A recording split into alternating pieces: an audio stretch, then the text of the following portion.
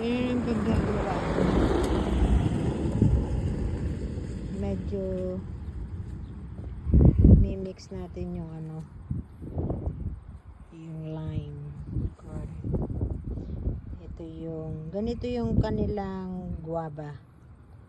Iba yung kanilang guava dito mga guys. Maliliit siya na, pero matamis, sabi naman ni auntie yan eh.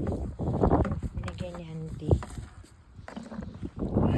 Tsaka yung hindi ko na-save yung ano, laurel. Yeah. Ouch. It's nice. Nice roots or Yeah, good roots. yeah.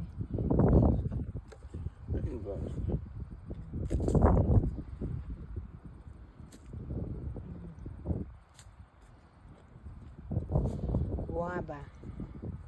Dito ko na nilagay sa may harapan kasi alam niyo yun, windbreaker ba? Pwedeng pang windbreaker.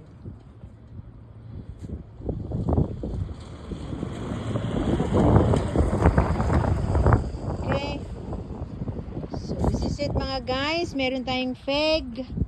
Tawag nila fig. Masarap kaya to kasi nasubukan ko to dun sa may katrabaho ko na ano Chinese. Sabi niya may favorite yan. Oh, really?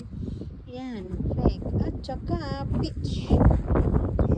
Gusto ko dito kasi ito gawa ng yung bulaklak niya. Maganda ng bulaklakan eh.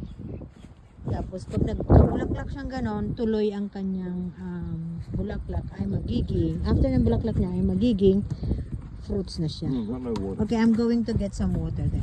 Where's that? Yeah.